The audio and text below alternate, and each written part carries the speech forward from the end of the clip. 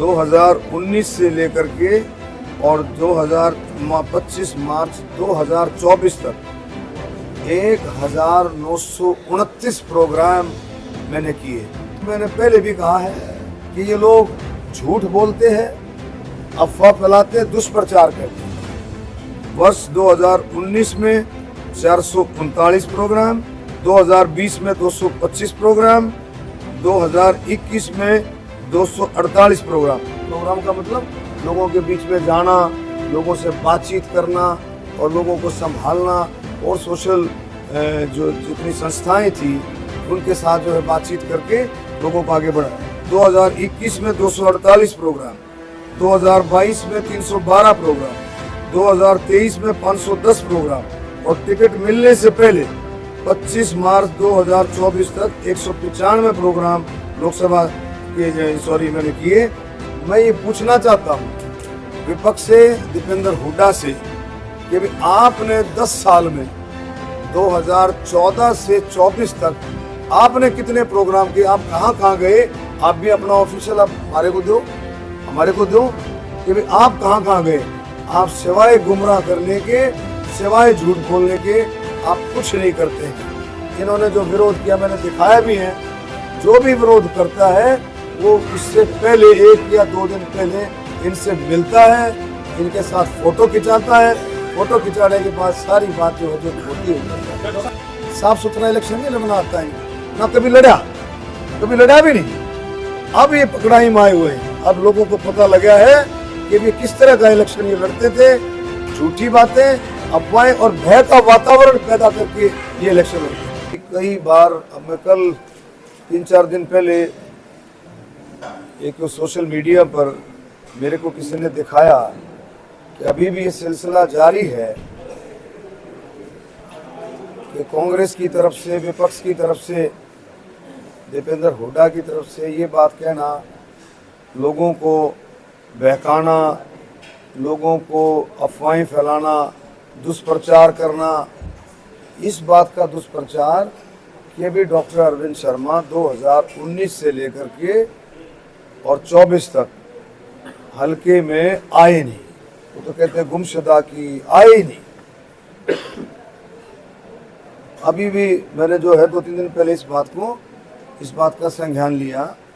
तो मैं आपको बताना चाहता हूँ, ऑफिशियल मैं आपको दे भी दूंगा सारा, एक ऑफिशियल जो है ये मैंने एक चीज़ जो है निकलवाई है 2019 से लेकर के और 25 मार्च 2024 तक 1929 प्रोग्राम मैंने किए। 1929 प्रोग्राम। अगर मैं प्रेस कॉन्फ्रेंस में कर रहा हूँ तो इसका मतलब मैं ऑथेंटिक बात आपके सामने कर रहा हूँ। वर्ष 2019 में 439 प्रोग्राम पब्लिक के प्रोग्राम, 2020 से 2025 तक 2020 में 225 प्रोग्राम, 2021 में 248 प्रोग्राम।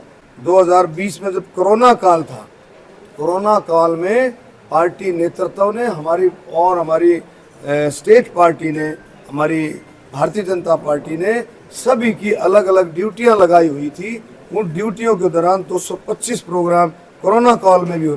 प्रोग्राम का मतलब लोगों के बीच में जाना, लोगों से बातचीत करना और लोगों को संभालना और सोशल जो जितनी संस्थाएं थी उनके साथ जो है बातचीत करके लोगों को आगे बढ़ा। 2021 में 248 प्रोग्राम, 2022 में 312 प्रोग्राम, 2023 में 510 प्रोग्राम और टिकट मिलने से पहले 25 मार्च 2024 तक 195 प्रोग्राम लोकसभा के मैंने किए। इसमें ड्यूरिंग पार्लियामेंट सेशन वो इसमें इंक्लूड नहीं है। और ये सारी बातें, और ये देखो मैंने पहले भी कहा है कि ये लोग झूठ बोलते हैं, अफवाह फैलाते हैं, दुष्प्रचार करते हैं।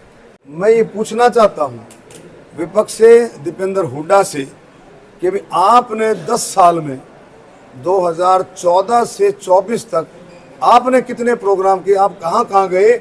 आप भी अपना ऑफिशियल आप हमारे को दो कि भी आप कहाँ गए? आप सिवाय गुमराह करने के, सिवाय झूठ बोलने के आप कुछ नहीं करते हैं। आप अब मेरे को हमारे को दो, आपने क्या क्या किया 2014 में तो बाहर भी नहीं निकला। मतलब एक आदमी गलती से तो बाहर निकल जाता है कि भाई आपको शक्ल दिखाने के लिए। आप देखिए, मैं करनाल से मैं चुनाव लड़ा 2004 में, तो मुझे फ्रैक्चर हो गया था। मुझे डॉक्टरों ने बताया था कि मैं खड़ा भी नहीं हो सकता, मैं जा भी नहीं सकता था, लेकिन मैंने वैन पर मैंने गाड़ी बनवा ली थी, उस पर लेट करके मैंने प्रचार किया। लेट करके, आप पूछ सकते हो, लेटे लेटे मैंने प्रचार किया।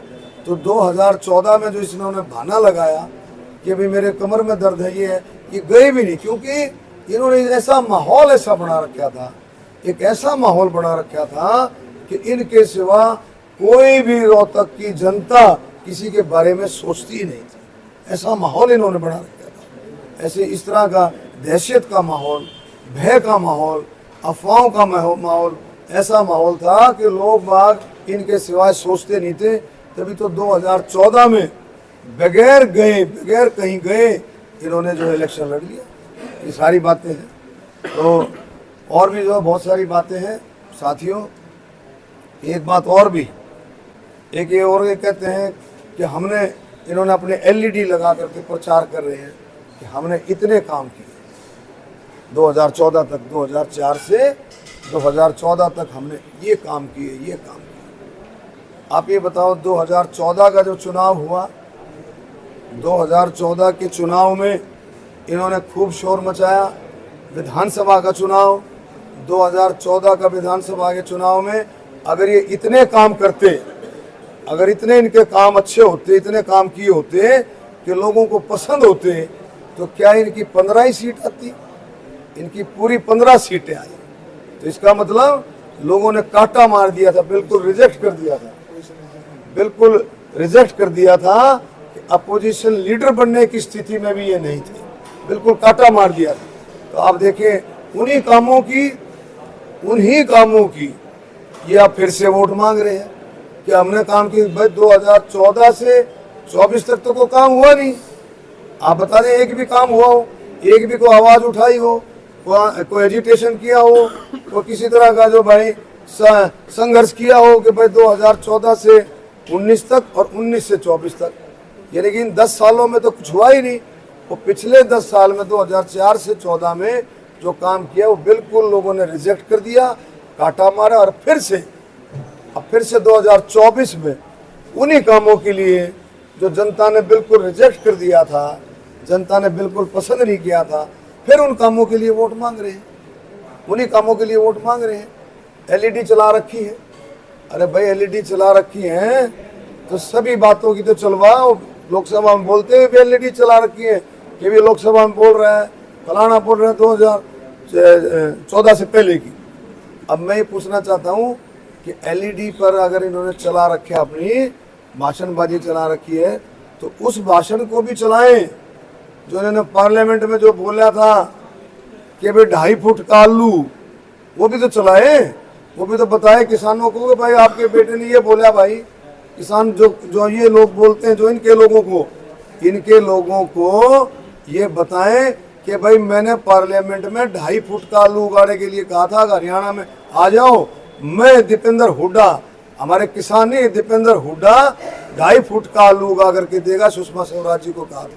तो सुषमा स्वराज जी ने जवाब में आपको पता है क्या कहा कि बेटे 2.5 फुट का आलू नहीं, वो घिया होगी। आप देखो ना, वो भी चलवा दे, वो भी तो बात चलवाए। तो ये सारी बातें हैं।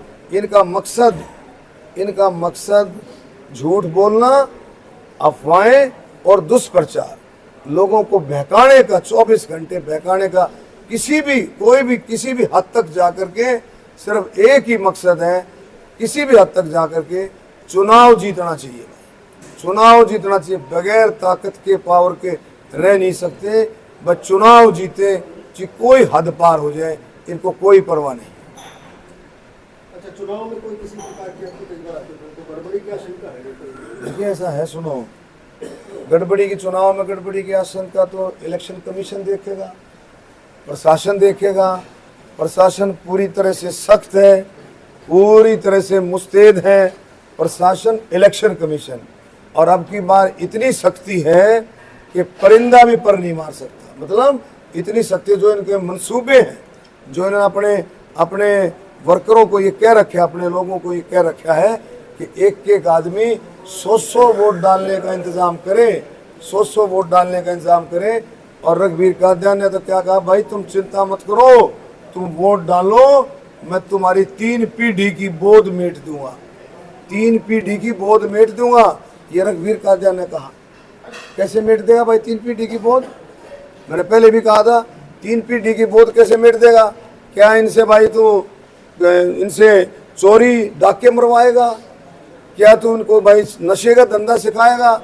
कौन सी बात है, कौन सा वो हमारे को बताए, वो कौन सा फार्मूला है कि अगर वोट डाल देंगे ये, अगर एक एक आदमी अगर बोगस डाल देगा तो ये 3 पीढ़ी की बोझ निकाल देगा? ये हमारे को बताए कौन सा फार्मूला है भाई? ये सबको बताए लोगों को कि ये फार्मूला मैंने तैयार कर रखा है।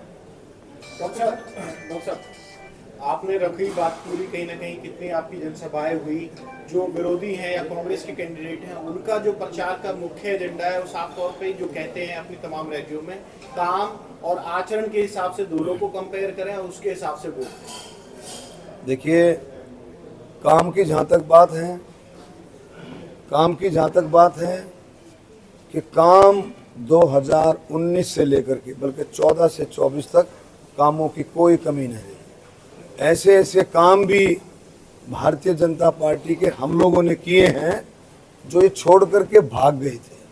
उन कामों की बात कर लो पहले तो, जो छोड़ करके भाग गए थे। जैसे कुंडली मानेसर एक्सप्रेसवे, ये छोड़ करके भाग गए थे, इनको कोई परवाह नहीं थी। क्यों भागे थे ये आप इनसे पूछ सकते हो। भैया आपने इतना बड़ा प्रोजेक्ट था, आपने बीच में क्यों छोड़ दिया था, क्यों बंद कर दिया था?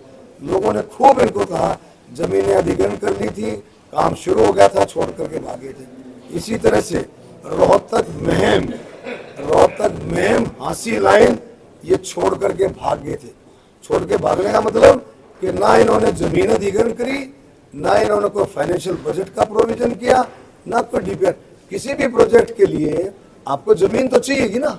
अब एक ऐसी स्थिति आ गई थी इनकी 2009 के बाद, 9, 10, 11 के बाद ऐसी स्थिति आ गई थी कि लोगों ये जमीन अधिग्रहण करने से डरने लगे थे कि लोग इनका इतना विरोध करते थे, किसान इनका विरोध करते थे, इतना विरोध करते थे कि डरने लगे थे। और इस डर की वजह से, इस भ्रष्टाचार की वजह से इन्होंने जमीन अधिग्रहण का, जब ये पांव आगे बढ़ाते थे जमीन अधिग्रहण के लिए, लोग इनका विरोध करते थे। इतनी जमीनें कोड़ियों के भाव लेकर के और इन्होंने प्राइवेट बिल्डर्स को, प्राइवेट कंपनियों को किस तरह से, किसके रेट से बेचा। एक और बात है, लोग कहते, अब हम गांवों में जाते, लोग कहते अरे इनको पता था कि किस तरह से रोहतक का डेवलपमेंट होगा। रोहतक की डेवलपमेंट को मुख्यमंत्री को पता थी, लेकिन लोगों को गुमराह रखा, लोगों से जमीन ले ली बिल्कुल कोड़ियों के भाव से। और वो मास्टर प्लान जो था रोहतक का, वो बिल्कुल नहीं बताया। वो जमीन लेकर के मेरा ख्याल उस टाइम तो 15, 20, 22 लाख रुपए के करीब जमीन ली, और कितनी महंगी जमीन। उसके बाद आप देखें एक एक प्लॉट जो है, एक एक प्लॉट की कीमत, छोटे से प्लॉट की कीमत इतनी होगी जो उन्होंने जैसा किया। उसके बाद वो मास्टर प्लान ऐड किया और वो जमीन पहले ले ली। लोगों ने, कितना लोगों में गुस्सा है, कितना ज़बरदस्त गुस्सा है। और रही बात आचरण की, भाई मेरा जो आचरण है, मेरा लोगों के प्रति लगाव है, मेरा लोगों के प्रति सम्मान है। वही एक कारण है कि भाई मैं जहाँ भी जाता हूँ लोग प्यार करते हैं, लोग आशीर्वाद देते हैं। और भाई कोई किसी तरह का भी, आप मेरे पास कोई भी आया है, इन 5 सालों में रोहतक की बात करता हूँ, बाकी तो मैं परमात्मा के आशीर्वाद से, जनता के आशीर्वाद से 4थी बार सांसद हूँ। आप किसी भी कॉन्स्टिट्यूंसी में जाकर के मेरा आचरण पूछ सकते हैं। आप सोनीपत में पूछ सकते हैं, करनाल में पूछ सकते हैं, आप रोहतक में पूछ सकते हैं, झज्जर में पूछ सकते हैं। बिल्कुल बहुत लोगों ने अथाह मुझे प्यार दिया है। मैं बार बार लोगों का धन्यवाद करता हूँ। ये मैंने बताया ना आपको, ये सारे के सारे जो विरोध कर रहे हैं, 2-4 लोग होते हैं ये सारे के सारे गुलाबी गैंग इनके लोग हैं। इनके लोग, अभी मैं कंसाला गया, अभी परसों की बात है, कंसाला चुपाड़ भरी पड़ी, पूरा गांव इकट्ठा हो रहा है, और इनके 4 लोग ट्रैक्टर पर खड़े होकर के चू चू चू चू चू चू कर रहे, ट्रैक्टर पर खड़े होकर के, कोई सुन नहीं रहा, लोग थू थू कर रहे। अरे भाई, प्रजातंत्र में सबको हक है, लेकिन बिल्कुल टोटली इनके। इससे पहले मैं गढ़ी सांपला कलोई हल्के में गया था, आपको उसने देखा, तब भी इन्होंने जो विरोध किया मैंने दिखाया भी है। जो भी विरोध करता है वो उससे पहले 1 या 2 दिन पहले इनसे मिलता है, इनके साथ फोटो खिंचाता है, फोटो खिंचाने के बाद सारी बात जो है जो होती है वो करता है। डॉक्टर साहब, एक सवाल, 12 मई आज हो गई, इलेक्शन अभी रोहतक का कहाँ खड़ा है और आगे का आपका रोड मैप? अमित शाह की जानकारी है कि केंद्रीय गृह मंत्री आएंगे, कहाँ इलेक्शन खड़ा? देखिए, इलेक्शन भारतीय जनता पार्टी, मेरी पार्टी पहले दिन से जो 2019 में चुनाव जीतकर सरकार बनाई, उसी दिन से इलेक्शन मोड में होती है। और हम तो इलेक्शन मोड में शुरू से हैं, और बिल्कुल इलेक्शन बहुत बढ़िया चल रहा है। लोगों में जबरदस्त विश्वास है, मोदी जी के कामों का विश्वास है, हमारी नेचर का विश्वास है, हमारे कामों का विश्वास है कि जो डॉक्टर अरविंद शर्मा कहेगा उसको भी पूरा करेगा। और मोदी जी की तो भाई गारंटी की गारंटी है ही कि जिस तरह से मोदी जी ने किसानों के लिए, गरीबों के लिए, दलित बैकवर्डों के लिए, हर कैटेगरी के लिए मोदी जी ने जिस तरह से काम किया है, खिलाड़ियों के लिए, आपके स्वतंत्रता सेनानी, शहीदों के परिवार के लिए, बुजुर्गों के लिए, महिलाओं के लिए, हर एक कैटेगरी के लिए मोदी जी ने जो काम किया है, उन कामों का लोग, अब आप देखेंगे कितने गांवों में अब हम जाते हैं बातचीत करने के लिए, लोग थैंक्स करते हैं, लोग धन्यवाद करते हैं। और कई गांवों में तो लोग जो धन्यवाद कर रहा है, उनकी आंखों में एक विश्वास के, एक प्यार के, एक भावना के आंसू भी होते हैं। कि भाई एक मैं आपको बताऊं, मैं पीछे गांव में गया, उसमें क्या बताया कि बुजुर्ग ने बताया कि मेरा 42 साल का लड़का, अचानक उसको हार्ट अटैक आ गया। और बोला मैं जब हॉस्पिटल में गया तो मेरे पास सिर्फ और सिर्फ आयुष्मान कार्ड था और मेरे पास कुछ भी नहीं था, और उसकी बेटी की जान बच गई। तो ऐसे ऐसे लोग आकर के धन्यवाद करते हैं, माताएं बहनें धन्यवाद करती हैं जिनको उज्ज्वला योजना का लाभ मिला, किसान इतना धन्यवाद करता। मैं जज गांवों में फिर आपको कह रहा हूँ, अब की बार रिकॉर्ड तोड़ वोट, किसान जो है रिकॉर्ड तोड़ वोट भारतीय जनता पार्टी को देगा। ये आप देख लेना, 25 तारीख और 4 तारीख आपको बता दें। अच्छा, ये कहते हैं कि लाखों पद खाली पड़े हैं, भारतीय जनता पार्टी वो नहीं भरे, बैकलॉग नहीं भरा। देखिए कौन सा बैकलॉग है इसे? पदों का तो चल रही है, भर्ती चल रही है। अभी आप इलेक्शन से पहले लिस्ट आई है, प्रोसेस होता है। देखो हर चीज़ का प्रोसेस होता है। जो निकाली हुई हैं वो अभी थोड़ी पेंडिंग थी, उनकी लिस्ट आई है पीछे, मेरे ख्याल में 20 के 22,000 आई डोंट नो एग्जैक्टली, मुझे नहीं फिगर है, लेकिन काफ़ी भर्तियाँ, काफ़ी नौकरियाँ लगी हैं और सरकार उस प्रोसेस में रहती है। इनकी बात देखो ना, अरे तुम हमारी बात करते हो, ये 44,000 गरीबों की नौकरियाँ, दलितों की नौकरियाँ, जो रिजर्व कैटेगरी की नौकरी थी, 44,000, हमारे साथी बताते हैं जो उनके साथ रहे हैं, 44,000 नौकरियां जो रिजर्व कैटेगरी की थी, इनको कहने के बावजूद, बार बार इन्होंने उनका वो बैकलॉग नहीं भरा, और भारतीय जनता पार्टी ने 2014 में आकर के उन नौकरियों को फिल किया। कांग्रेस जो है नाक की लड़ाई मांग रही है रोहतक की सीट को, आपके पीछे पूरी कांग्रेस लगी है, तो आपकी क्या स्ट्रेटजी, कैसे अपील करेंगे? देखिए, मैंने आपको बताया, वो किसी भी हद तक, उनका मकसद क्या है, वो किसी भी हद तक जा सकते हैं। अब आप छोटा सा देखो उदाहरण, ये है तो छोटा सा, लगता छोटा है, लेकिन इसकी गहराई इतनी है, इसकी था पा नहीं सकती, इसकी तड़ी नहीं पा सकती, इतनी गहराई है। अब देखो नॉमिनेशन जो फार्म भरे जाते हैं, इन्होंने पूरे देश में प्रचार किया, पूरे देश में अपने लोग छोड़े, अपने गुरीला छोड़े, जाओ पूरे देश में डॉक्टर अरविंद शर्मा नाम का कोई आदमी, इंसान लेकर के आओ। पूरे लगी भीड़, इधर उधर घूमना फिरना, राजस्थान पहुंच गए, मध्य प्रदेश पहुंच गए कि अरविंद शर्मा नाम का कोई इंसान लेकर के आओ जिसको हम चुनाव लड़ा लें। देखो ना, इसकी देखो कितनी गहराई इस बात की। और इन्होंने आखिर में कोई पता नहीं, कोई राजस्थान से आए हुए हैं, कोई पता नहीं कहाँ से मध्य प्रदेश से आए हुए हैं, कोई भिवानी का है, कोई हिसार का है, वो इन्होंने 2 इंसान ढूंढे और अपना फटाक से इन्होंने उसका फार्म भरवा दिया। तो फार्म इनसे पूछ लो, नहीं बहुत बहुत धन्यवाद। इनसे सुनो, इनसे पूछ लो, एक सेकंड, इनसे पूछो, अरे भाई सुनो, इनसे पूछो कि इन्होंने ऐसा क्यों किया। अरे भाई तू चुनाव लड़ना चाहता है, चुनाव लड़ रहे है तो आमने सामने की लड़ाई लड़, आमने सामने की लड़ाई लड़, छुप करके इधर होकर के छुप छुपा करके लड़ाई लड़ रहे हैं। और इनसे पूछो कि वो फार्म भरवाए। इनसे ये बात भी पूछो, बहुजन समाज पार्टी का बीएसपी का कैंडिडेट जो पार्टी ने